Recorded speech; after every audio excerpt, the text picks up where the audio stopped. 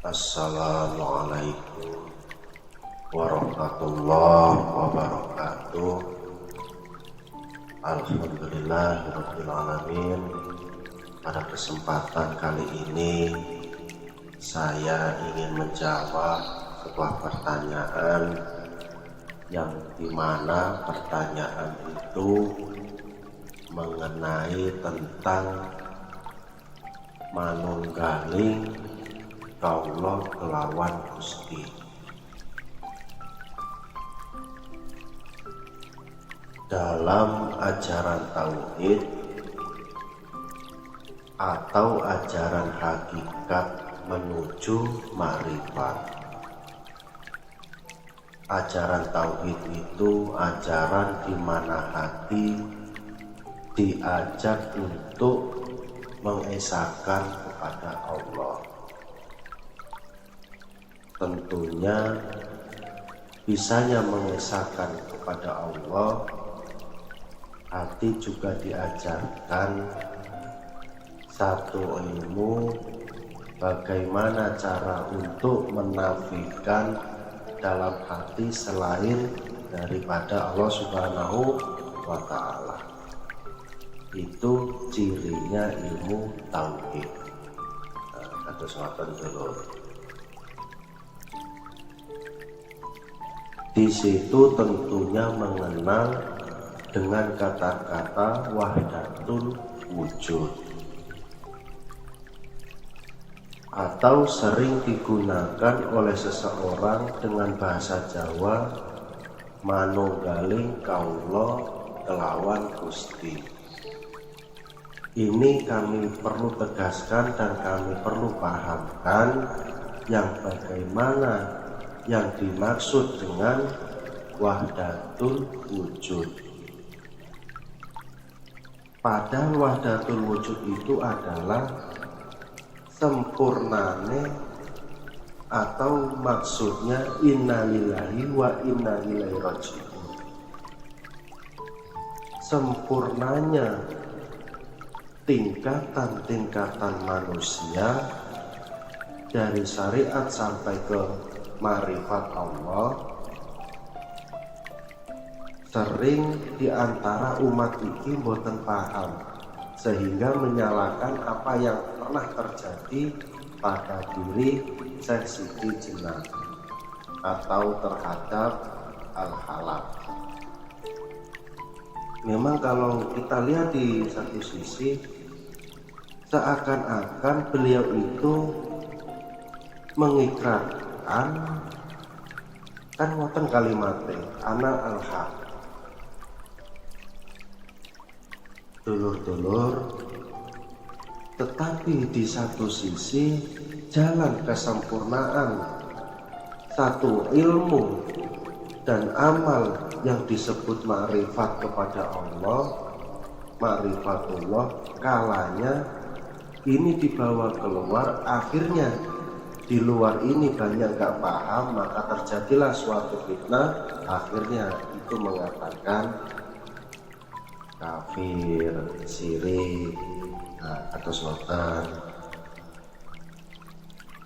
Kita mencari ilmu hakikat ini atau ilmu tauhid ini, substansinya itu adalah bagaimana diri ini bisa menjalankan penafian selain daripada Allah. Terus maksudnya penafian iki wau awak dhewe iki pun ngelaleno urusan-urusan niku selain Allah. Dados teng atine awake dhewe iki sing wonten amung Gusti Allah Ta'ala. Nah niki butuh dipahami ya. Ati kali pikiran itu beda. Yen ati niki urusane rasa, yen pikiran niki urusane nafsu.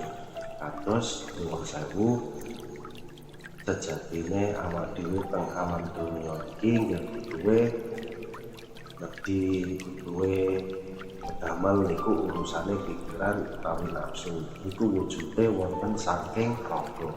Yen ati niki wau urusane saking rasa. Terus ngoten nggih.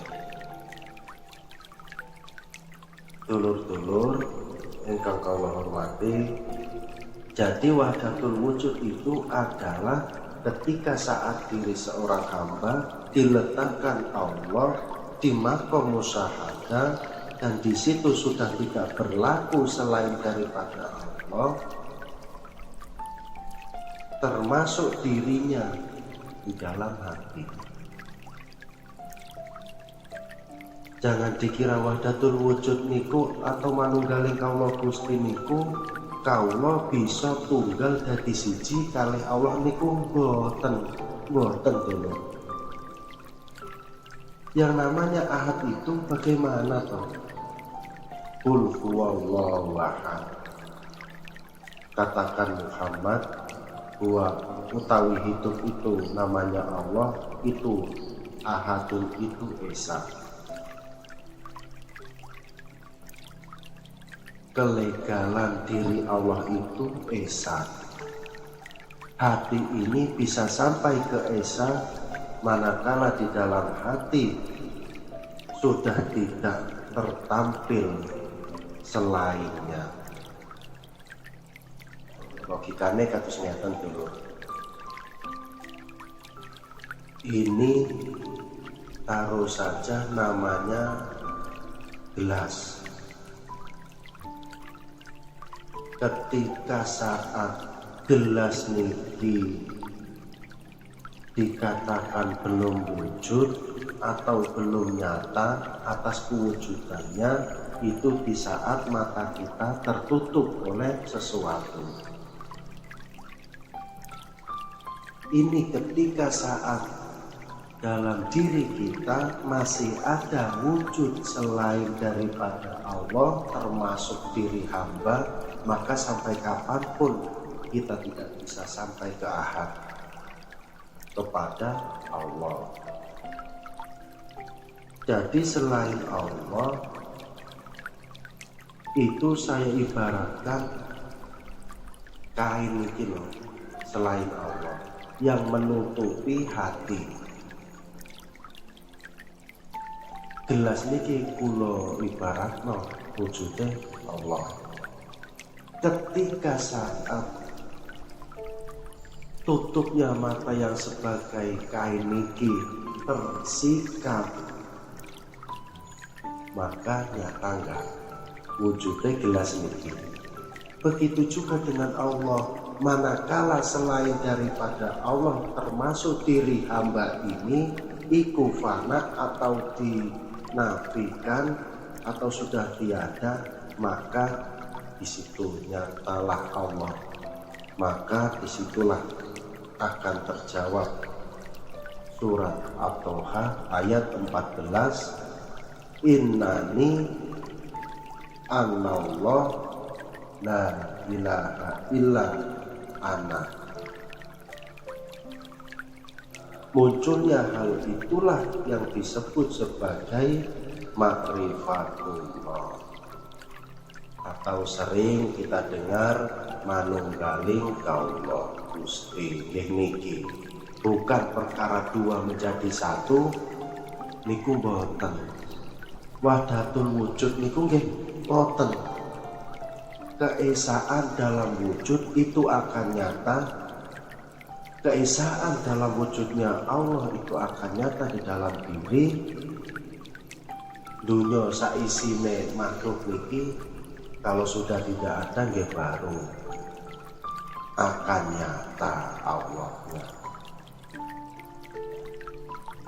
Muga-muga napa sing kula sampaikan, napa ingkang sampun kula jawab saking pertanyaan dulur-dulur kula sedaya saged mangertosi, saged memahami, ambil sisi positifnya, buang sisi negatifnya.